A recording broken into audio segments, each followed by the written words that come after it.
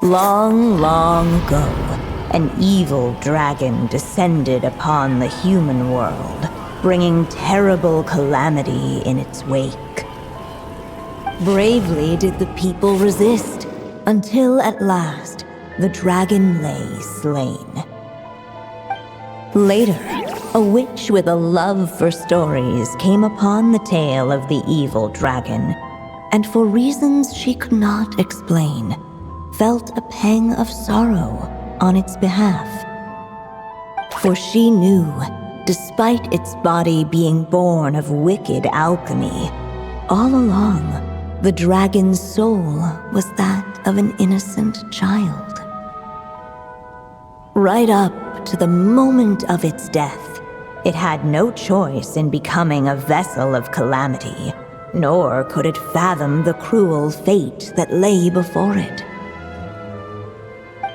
Though the witch had a love of stories, she was not pleased with how this one ended. No, that won't do, she thought.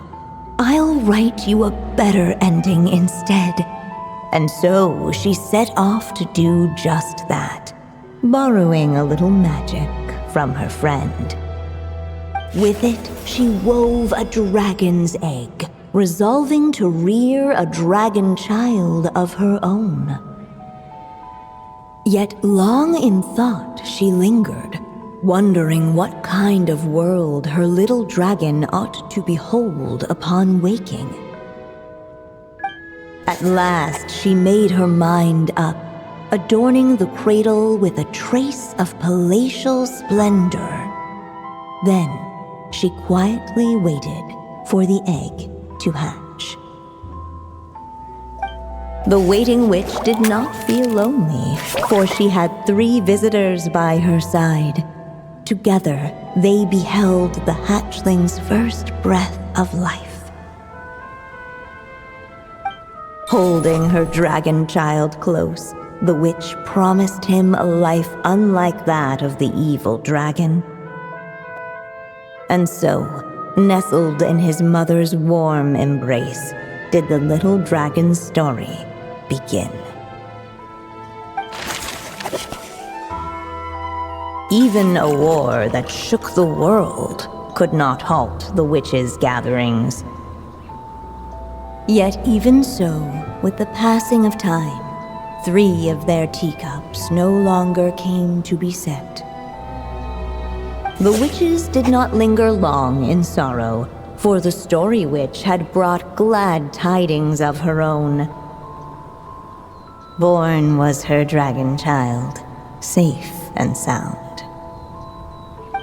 Her fellow witches offered up their blessings, eagerly debating how to celebrate the child's birth. In the end, they settled on the most vibrant balloons they could find. After all, what could be more joyous than the arrival of new life?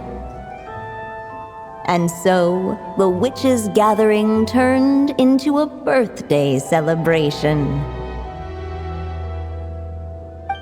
In the midst of the dragon child's birthday celebration, the Seer-Witch proclaimed her prophecy. The child had been given the evil dragon's name, and with it, the burden of its fate. But hearing this, the Story Witch vowed to rewrite it all, for such was her love and resolve. And so the other witches offered their gifts in turn, marvels as rare as any in the cosmos.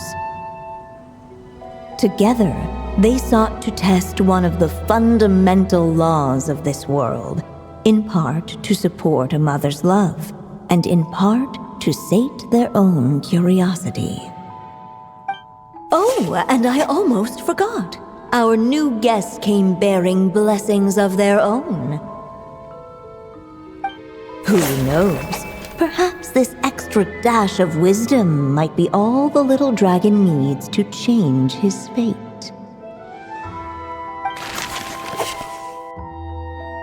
The little dragon grew with each passing day, and the Story Witch, who loved him dearly, built him a big, beautiful castle. Yet in the end, she herself succumbed to time's merciless march, setting forth on a journey to a place beyond even the stars. All of a sudden, the little dragon found himself alone. He tried leaving the castle to make some new friends. But already he had grown the claws and scales of an evil dragon, just as the prophecy had foretold. Afraid he might hurt someone, the gentle little dragon hid within the castle his mother had built and came forth no more. Fortunately, a brave band of adventurers heard tell of the little dragon's story.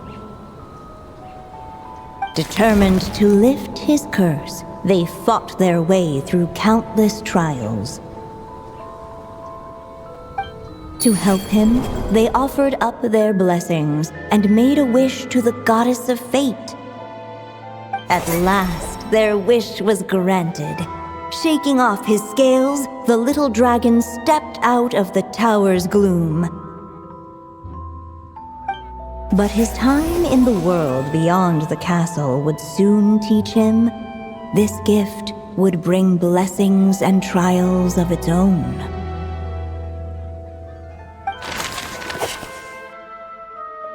The little dragon became companions with a stray cat with dark blue fur. It was a friendship born of all they had in common. He left his castle at the stray's invitation, setting out to explore the world beyond its walls. There, he grew fond of the outside world, eager to make friends and share the story of his life.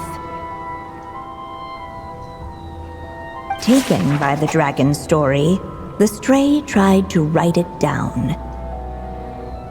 But he soon realized that no matter how he tried, it would always warp into the evil dragon's tale.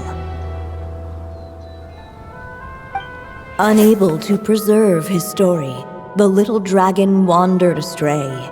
Fortunately for him, a certain prophetess had left behind a prophecy to guide him. The wind took the prophecy and swept it off into the distance, and so the little dragon was shown a path to wander. Following the wind's guidance, the little dragon made his escape. In turn, the prophetess affirmed the little dragon's choice, leaving an extra secret as her parting gift.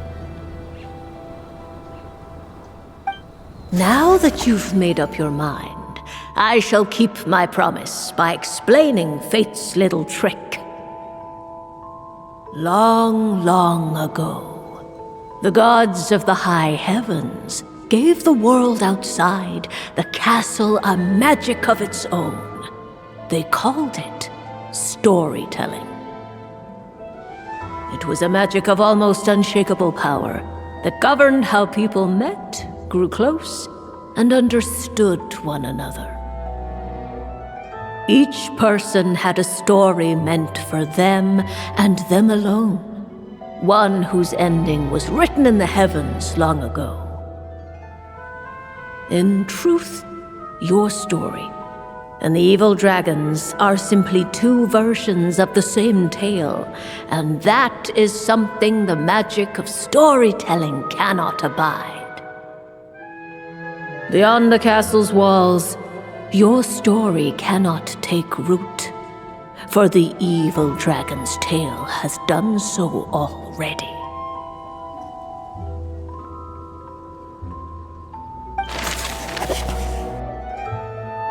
Guided by the breeze, the little dragon arrived at an alchemist's workshop.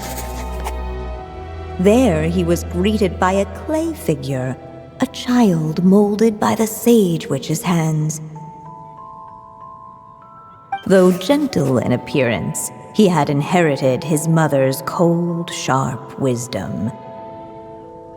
And he was determined to avert the calamity the evil dragon would bring, and so was his helper, none other than the little dragon himself.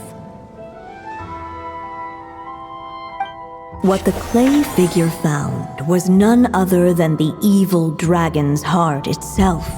Though the creature had perished long ago, its heart was still there, pulsing away and growing warmer with every beat.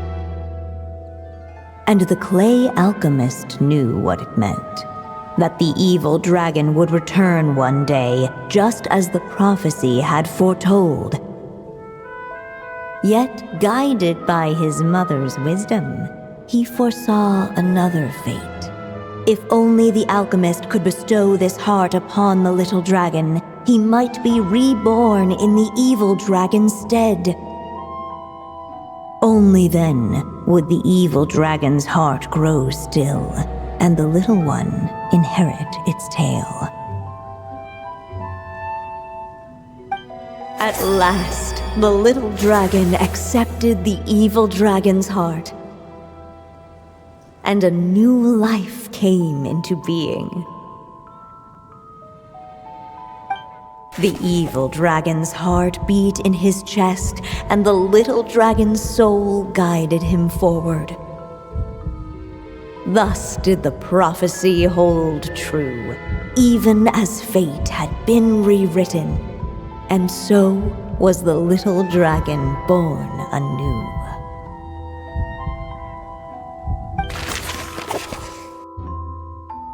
Suddenly, and without warning, the powers of darkness struck. The question was, could the little dragon prevail? Alas, it was here that the story witch's tale had to end.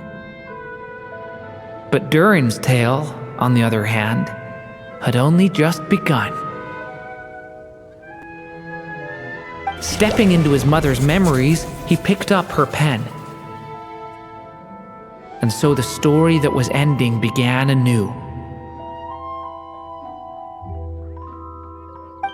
He had made up his mind to challenge the fate that barred the way ahead.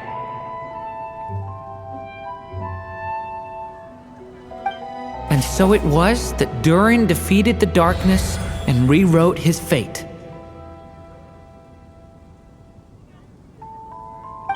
But his story is far from over.